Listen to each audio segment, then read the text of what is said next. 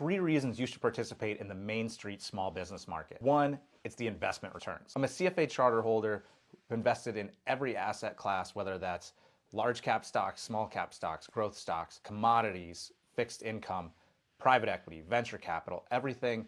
The expected returns just don't compare to small business investing. This is a market where you can buy businesses for 2 to 5 times cash flow and use government subsidized debt to do it. Now, if you make these investments as a passive investor, as in you are backing someone else who's going to buy the business, they're going to take out the loan, you're just providing the equity, so you are not providing any type of personal guarantee or liability related to the loan. The rates of return, or the IRRs, are typically between 20 and 50% per year. Now, the biggest problem and why this isn't that popular or well-known market is that it's really small.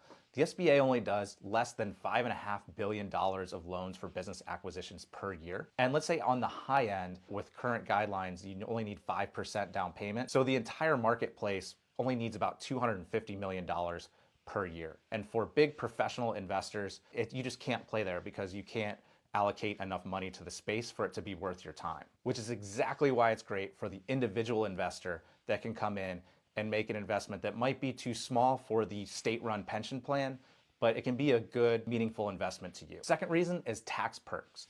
At least the way we typically structure deals is so that the depreciation benefits of the business are going to flow through to you, the investor.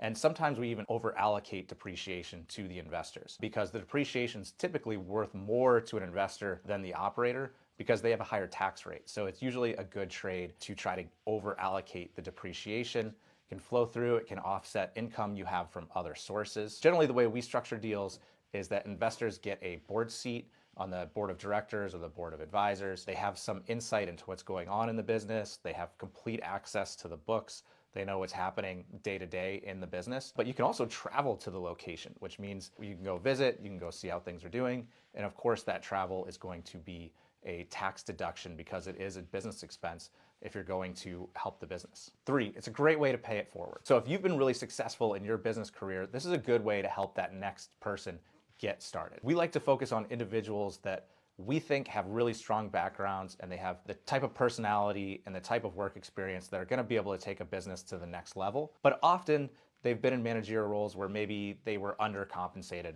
relative to the value that they'd added. So they have great work experience, great skills, they've been underpaid, so they don't have the cash for the down payment. So it's a great way to not only help yourself with the great returns, but you're helping others get there too. So you want to learn more about investing passively in small Main Street businesses? Check out our link in the bio.